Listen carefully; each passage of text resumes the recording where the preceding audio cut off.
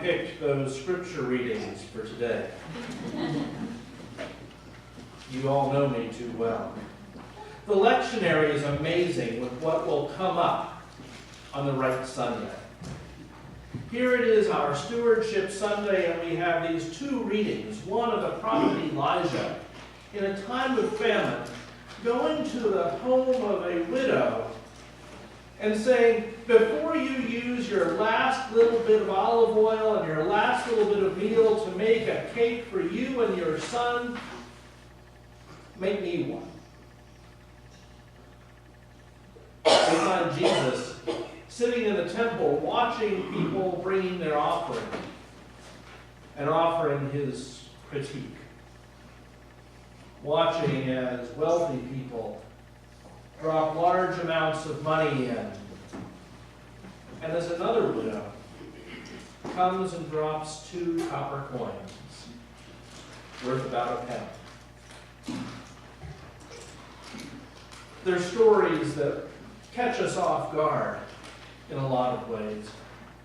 For me, as I read this story from 1 Kings with God's prophet leaving Israel and going to Zarephath and going to this woman who has literally nothing because there's a famine in the land.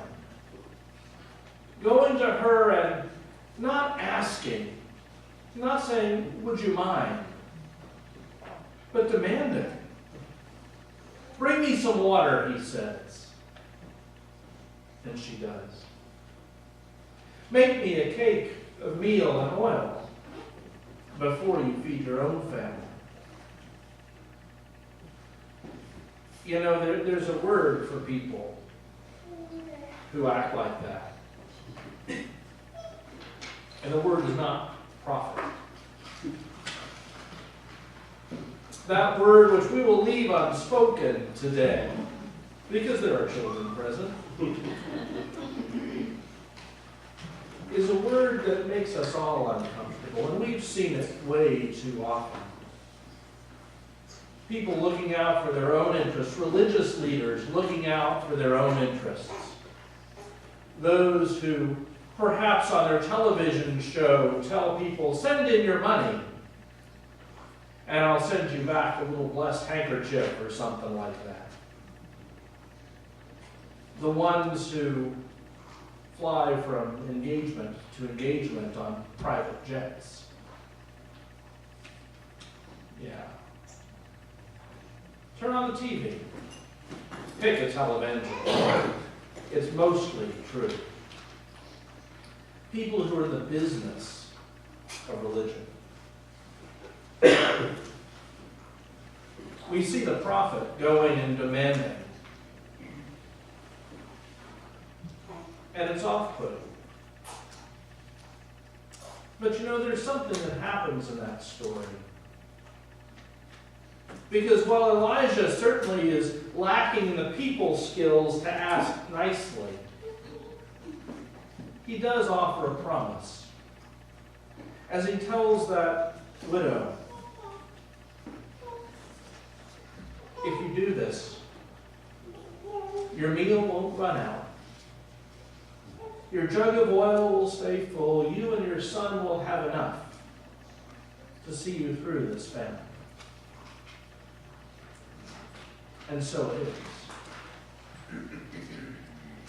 Her faithfulness, despite that person, we're not going to use the word, despite the approach that Elijah used, her faithfulness brought God's blessing. In the New Testament, as Jesus watched people bring large sums of money to the temple treasury, as he watched the scribes with their long robes and their sense of entitlement, he scorned them. He knew better because those were the folks giving out of their abundance. And when that widow came with her 2 small copper coins, he praised her for her faithfulness, saying that she had given more than anyone. because they had given out of their abundance, and she had given out of her scarcity. They're texts that catch us in strange ways. And I've got to tell you that as the preacher today, both of them make me uncomfortable. Because while both of them are celebrations of generosity, they also set up an expectation. An expectation that says, the faithful will give. And here we are on Stewardship Sunday, where we've sent out letters to the congregation, where we have extra pledge cards on hand, just in case somebody forgot. And it might feel like the pledge card is the thing that makes God happy. It might feel like we're trying to tell people that your gift, your support of the church is the thing that will make Jesus smile on you. Let me tell you something. Jesus won't complain if you make a pledge. But that widow who gave the penny was the one who was praised, not the one who gave the large sums.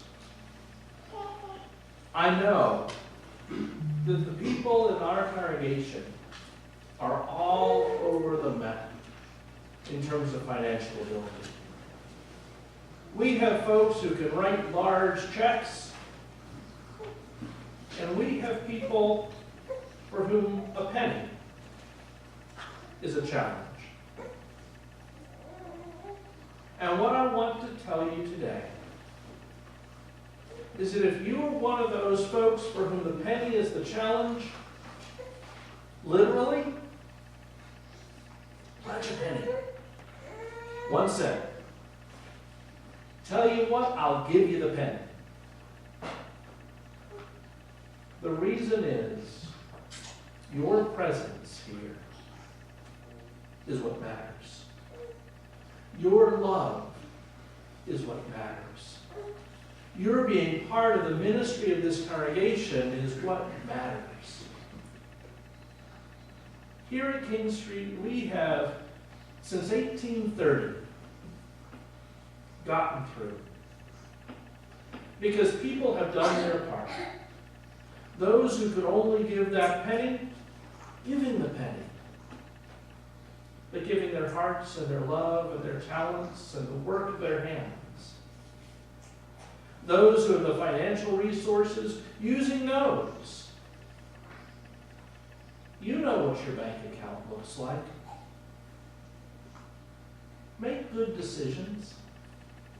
Knowing that there's nobody here who judges you for what you give. I don't even know what anybody gives. By design. Don't want to. Don't care. Couldn't care less.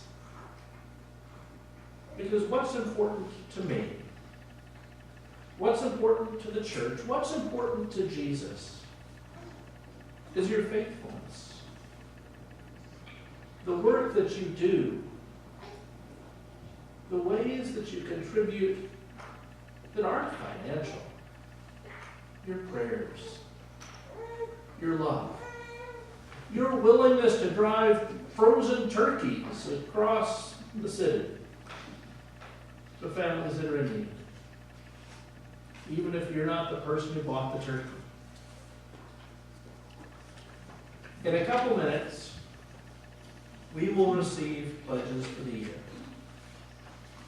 Now, I'm not going to lie to you, pledges help us budget. They help us plan. They help us figure out what we're going to do in this next year. We've got our congregation's annual meeting coming up in January, and we will vote on a budget that's going to be based on the numbers that we generate today. But let your faithfulness drive that. Don't let fear of falling under budget drive your pledge. Don't let your worries about being judged drive your pledge. Let your desire to live as part of community inform how you give. Let your resources inform what ways you give. And let your security in knowing that whatever it is that you do is acceptable to God drive the way you give. We do little things. We do them with much love. And in that is holiness. Amen.